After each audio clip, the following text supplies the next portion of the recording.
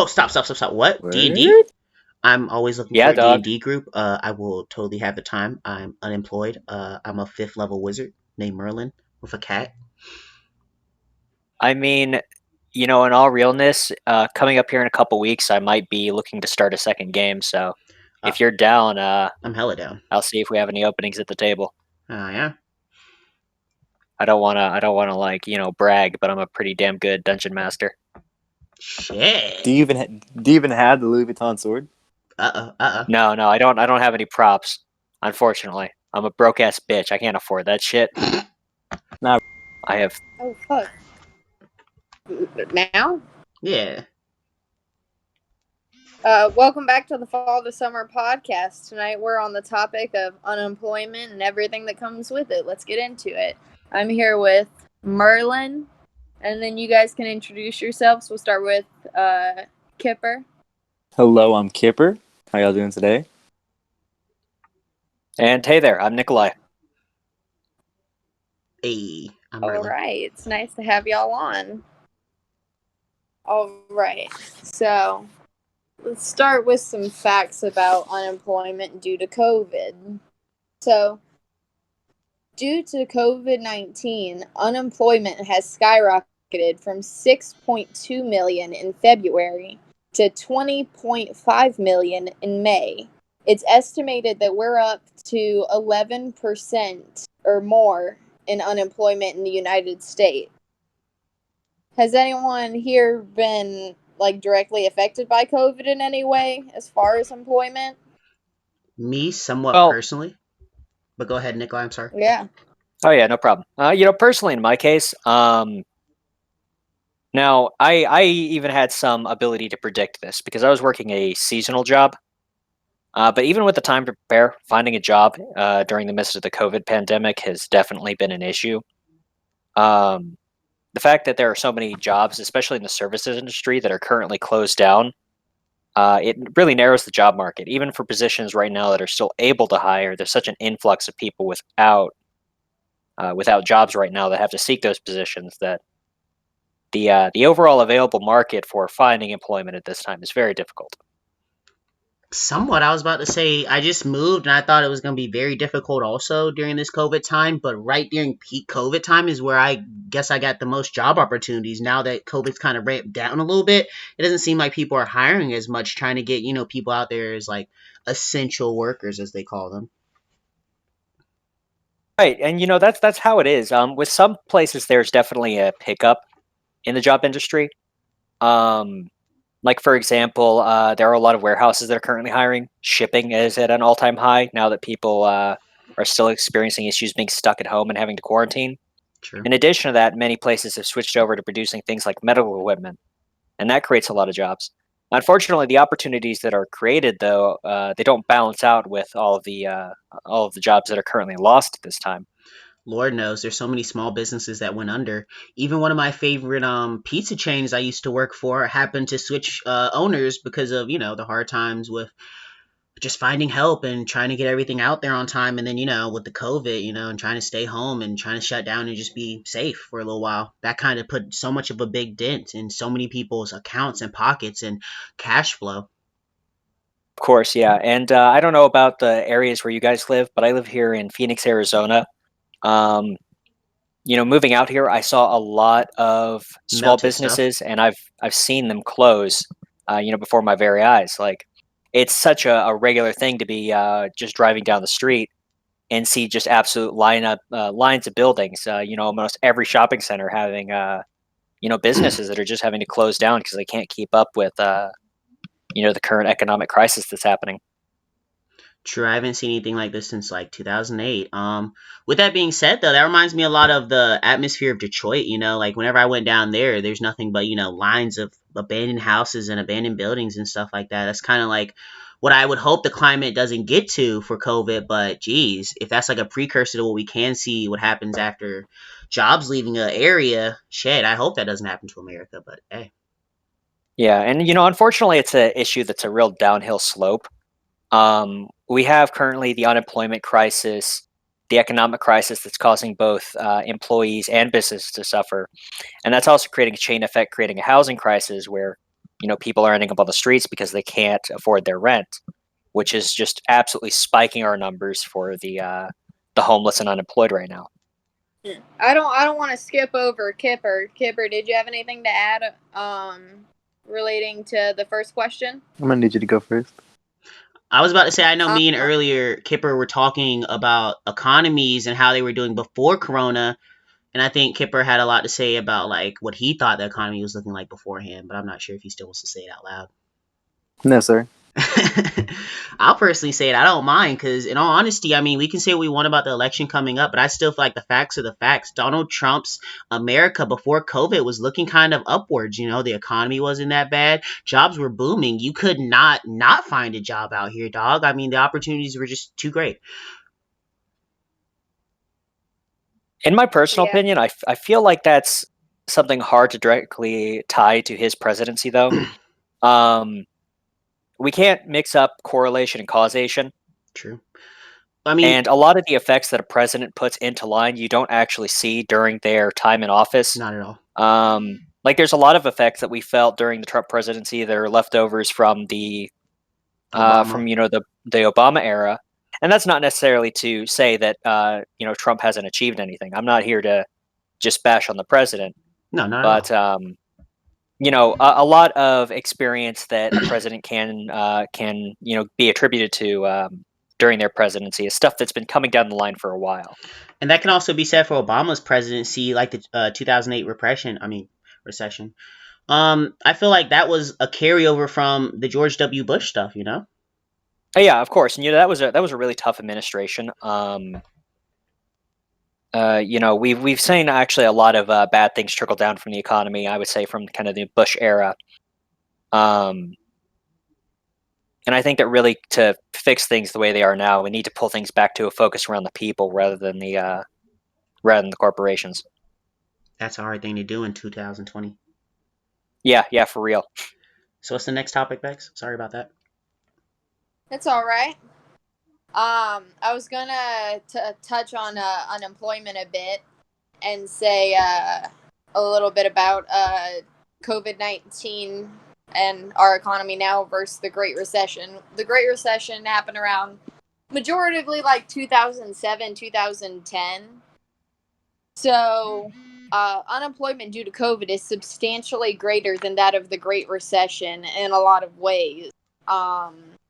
Which is crazy to think about because, COVID is leading us into an unemployment crisis worse than almost any other time in the post-Second War era, which, I know we say it a lot, especially with everything that's happened this year, because I know this year's been a really busy year for everyone, but that's crazy to think about. Like, we're making history right now. I mean, we genuinely do that every day. But, like, to this extent, like, to think about, we were a couple years ago, we were all learning in school about, like, the Great Depression and the Great Recession and all of this stuff. We all had to take civics and econ.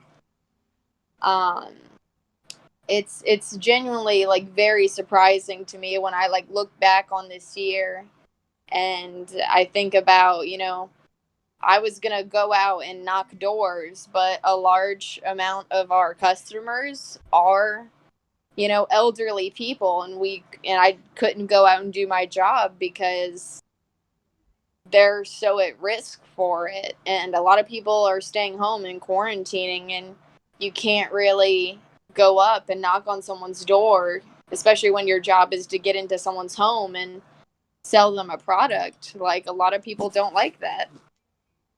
And I don't know. I found it very challenging this past year. I didn't end up working.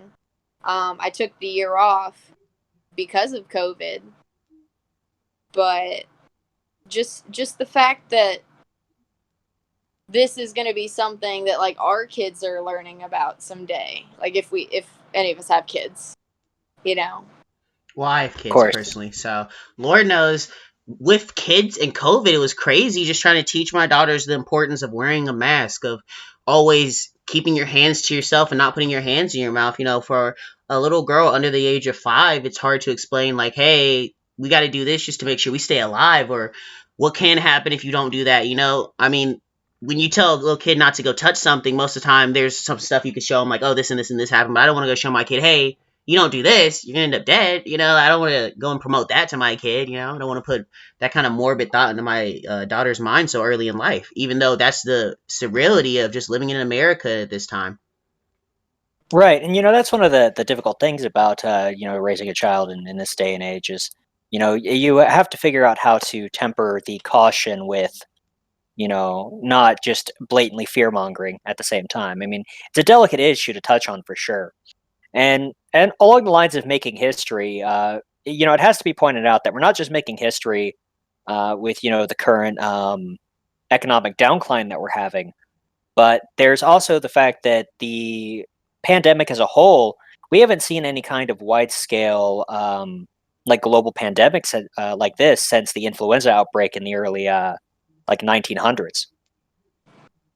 So I mean, there's a lot of things happening all at this one time. The dominoes have kind of finished their tumble, and we're really seeing the cause and effect of everything that's been building up over the last couple decades really coming down on top of the 2019 2020 time span we've been living through. But here's my real question on like how bad it can really get. Can it get to the level that Germany got to after the war? Well, I think it really depends on management. And I think we can all agree that the U.S.'s response to dealing with the COVID pandemic has been tragically underwhelming compared to the way a lot of the other world has dealt with it. Countries that really rushed forward and got a grasp on the issue quickly were able to recover, and we see some we even like hear about it more frequently now. Some countries just resuming business as normal, and they're able to do that because they've managed themselves very well. However, we're dealing with things on a state by state basis here in the U.S., which is really dividing us when we need to be joining together and focusing on the issue as a whole. And it's something that's really only just drawing out the problems that we're seeing. Thoughts, Kipper? Pardon? Any thoughts on the subject, Kipper? No, sir. Nothing that could even go along with what we're talking about tonight.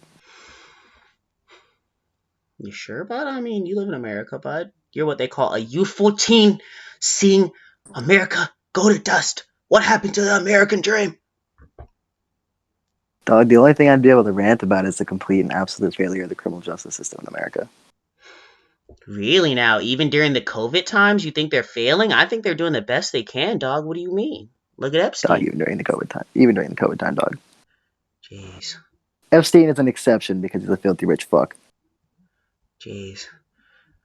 Yeah, well, I mean, that the all of the social issues that are happening right now is another one of the things that just makes this a crazy time to be alive in. I know it's not necessarily pertaining to the topics that we're speaking on tonight, but for example, the resurgence of the Black Lives Matter movement. It's interesting to think about how COVID affected that in getting more people active in social movements like that. I still feel like, and I know this probably isn't the place to put this down, I feel like there's a big conspiracy theory behind all the protesting and Black Lives Matter at the moment. And just like I guess I'll talk about later in depth when I do bring up the subject of Black Lives Matter and if they're really for what they say they're for. Let's be real, we've all seen Black Lives Matter beforehand with the Trayvon Martin stuff, with the Breonna Taylor stuff, with a lot of other cases. And it didn't seem like they really got any traction until COVID hit. It didn't seem like they really got the power to organize something across the whole U.S. until COVID hit. It seemed like they didn't get the resources until 2020. Even though they've been around for a long time, it's just kind of puzzling that now that everyone's stuck inside, now that like COVID was kind of going down, all of a sudden there's all these protests. All of a sudden everyone's outside, everyone's doing this. And now the second wave hit. Right in time for the election. It's kind of weird. Right. Well, I mean, I think that it is a domino effect. I don't necessarily believe that the second wave has anything directly to do with the pandemic. I think it has or anything to do with the election. I think that it has to do more with our failure to respond to it effectively. Yeah. And leadership. But I do believe that the fact that more people have been stuck at home does make a lot more people focus on those types of social issues, because you can't just look away from it at that point. When you're glued to media, because you don't have your job or errands to run and everything else that you would typically do in your life when you're running on autopilot. When the country is at its kind of normal position. When you don't have that, you're forced to look at issues like this. You're going to be exposed to it, and that's going to force you to develop an opinion on it. Very true. I know we have another topic, but I do kind of want to go back on the prison system because I feel like that's something that no one has really paid a lot of attention to during Corona. Like, it's crazy how a lot of these people are trapped inside a jail cell with other people who may or may not have it and cannot go get the help or the testing they need to figure out, what's going on, or if they're going to survive to see release. Yeah, of Actually, course, and it's actually really bad in the prison system. I mean, as of North Carolina alone, as it stands, my most recent insight on the inside of there, they actually split up the pods and all the units into actual medical bays. So everybody is 2 cells apart currently in North Carolina and Wake County. And they are not allowed out of their cells but one by one, and they're all provided with masks and checkups every 6 hours. Right, but the issue has to be, drawn up to question how long did it take them for to finally make those changes? Right? But I mean, we've seen that shit in NC happened when it wasn't even in NC yet, when outbreaks were just happening up north. I see. And here's my question though: why can't the whole country be so preemptive on But getting on top of this stuff? It seems like a lot of our states were kind of late on it. Even Georgia. I mean, I heard about COVID so much, and like none of us had really had any confirmation on it until the mayor or the governor or whatever tested positive, and then we were all like, "Oh crap, it's here," kind of stuff. Well, I mean, that's the thing. It's a virus. It's an invisible killer. It's not something that you can necessarily see coming. And with our poor ability to accurately track the virus, because we haven't, put in any implements like contact tracing or anything like that, getting the exact numbers is hard, because the only numbers that we have are the ones that are reported by hospitals. And being the type of disease that it is, not everybody that gets it is necessarily going to go and seek out medical assistance. Very true. The way it hits some people, they might not even develop symptoms, or their symptoms might not develop to the point where they think they need to go see a doctor. Without having universal health care, even if you did have symptoms but you don't have health care, there's no way you're going to go see a doctor in the first place. That bill is too much to bring onto yourself right now while trying to juggle bills and unemployment. Yeah. Especially with the unemployment, housing, and homelessness crisis. Like I mean, we were that's the saying, thing. dominoes. It's also tearing its way through the homeless right now. Here in Arizona, we have a lot of homeless, and it's one of the reasons that it's hit our state so bad, is because homeless people, they don't have a whole lot of places to go. Those places they can go, they're just openly transmitting it from one person to another, and they can't go seek out medical assistance. Yeah, Bex, I thought you said something. Oh, I was letting him finish. Oh, I'm sorry. That's all right.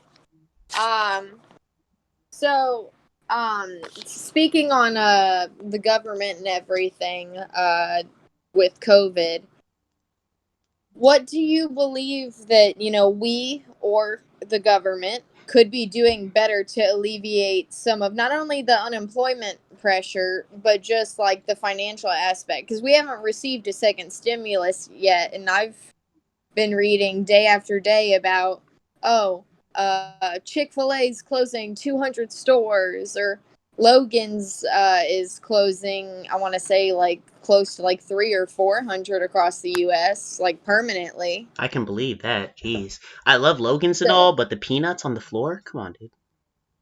I mean, it's a fun niche.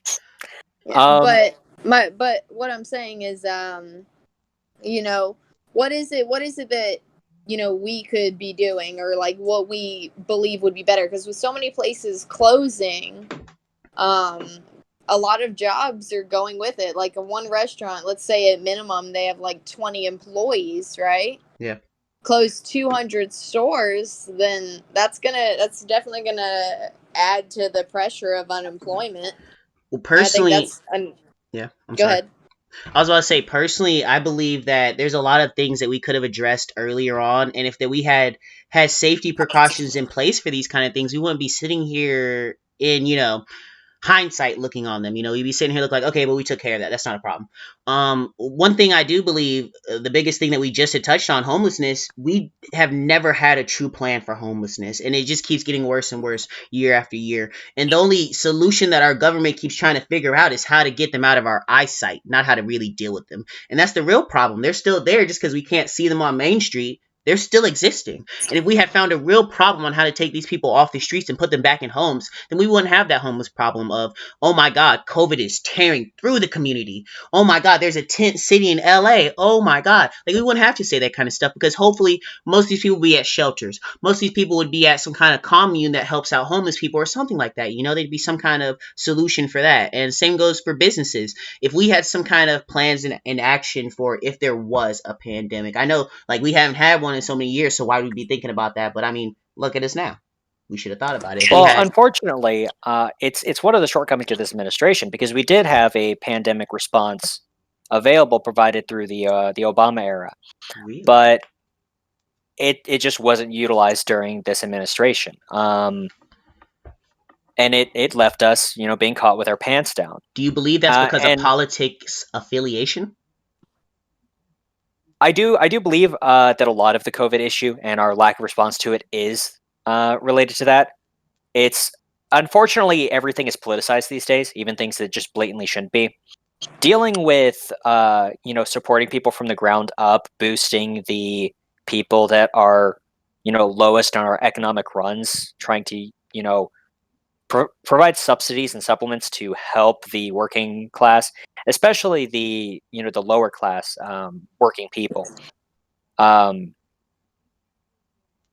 If we had better overall responses to all of that, it really would have helped all of the issues that we're facing right now.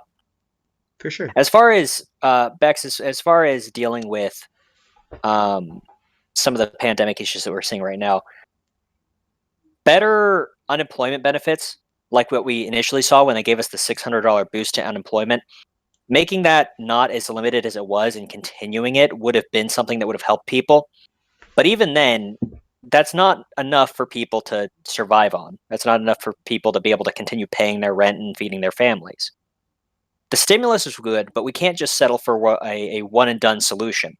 People were able to collect on that, $1,200 stimulus, but then it's been so many months since then, and we haven't seen anything. We haven't seen anything done by the federal government, and that's what we need. We need that kind of strong leadership and union to issue some kind of declaration that provides, some kind of assistance and coverage to all 50 states, regardless of any, political differences, and get a grip on the economic and COVID issue that is currently plaguing our nation. Very well said. Oh, it looks like we may or may not have lost Kipper there. Yeah, it looks like we did. With that being said, we're at 23 minutes. Let's go on one more topic maybe and then wrap it up, and then we'll see everybody back in round 2. All right. So while we're still on this topic, because if we're trying to keep this short, we might as well. Oh, let's at stay least on finish this topic. Yeah, for sure. Yeah. On the topic of stimulus, if you had to choose or you had to say, what do you think the next stimulus package should include? Not money. Not physical money from the government. I feel like that's where they messed up with this stimulus check. Because now you have people wanting more money. I feel like it should include vouchers for rent. I feel like it should include, I don't know, food stamps for everybody. Or at least some kind of food system where impoverished people that don't always get to the items that are needed, and meat's getting more expensive too, should hopefully get taken care of by the stimulus check. I mean, it should address multiple things that come with living day-to-day life instead of just, hey, here's some money, go live. $1,200 isn't that much. I mean, for sure it may have paid rent for somebody for 1 month, but past that, what did it really do? Well, handing out free money to people isn't something that's going to hurt the economy. The economy does its best when people are spending. I do think that giving out, continuing to give out a $1,200 stimulus on a consistent basis, on even a monthly schedule of people just consistently getting that free income, I think that would be something that would help a lot. it helps the economy because when people are spending, they're feeding that money into local businesses or even to other places, where they're buying things online. And even if that money ends up going to other countries, then that still improves our situation because it's boosting the global economy, which does affect us, considering we're a major power in the world. That said, that's not enough. I agree with what you said. We do need a lot of other things. We need relief for rent. We just need a freeze on that, a pause, and of course, the government also will provide subsidies to landowners so that they can stay afloat as well. Because obviously, we can't have their properties being foreclosed on. It For just sure needs to be a not. freeze across the board on that. That way, we can keep people in their homes where they're safe, rather than on the streets where they're continuing to, progress the Spread. pandemic. Yes.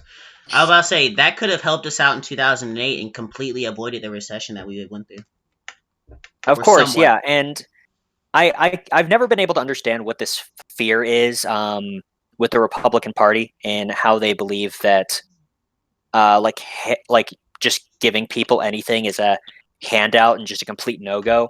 Providing things like universal health care, like financial subsidies to low income Americans, things like that. They don't hurt the economy as a whole. They boost it. Uh, people are able to work more when they're healthy, and they're better workers when they're able to properly provide for their families. Very much agreed upon, but I feel like what they're truly afraid of isn't what people are doing with the money. It's what's going to happen to the money once you release too much of it out there. Inflation. It's happened multiple times to our economy beforehand. I mean, look at the dollar right now. It can't buy what it could back when I was 7, and it sure as hell can't buy what it could back when my dad was 7. With that being said, give everyone $1,000 a month. $1,000 sure as hell is going to look more like $100 than $1,000 has looked like in a couple years, dog. And I mean, Right. it's not like that's something that we can avoid, because with time it's going to happen anyway. Everything's going to get more expensive. The cost of living gets more expensive. Minimum wage has to go up to fix that. But I mean, it all follows itself. Trickle down economics, essentially. Right. But Well, and see, that's the thing. It's all about where you put that money. yeah, Um, and definitely flooding the stock market, like we're currently doing, or flooding the banks, is definitely something that would hurt us. But right now, the best thing we can do is put that money in the hands of the people.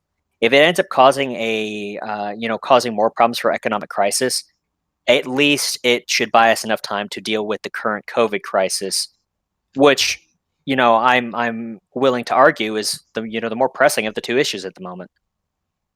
somewhat. I'm in a lot of people's mindsets, and it's a shame to say, but they think of it like the flu now instead of like a pandemic. I've talked to multiple people that don't wear masks because I've always wanted to figure out what's their dealio. They know like there's been a big spike even in Georgia, so I'm looking like, why wouldn't you wear a mask? So when I do talk to these stop and talk to these people, I'm usually wearing a mask myself, but they tell me more things like, okay, but it's not going away. We need to get used to it. We need to get immune to it. All this other stuff. We need to build resistance. And I'm like, okay, I kind of get that, but this isn't chickenpox, man. This can kill you without you even showing symptoms like one day, and then the next day you're like, okay, I can't breathe.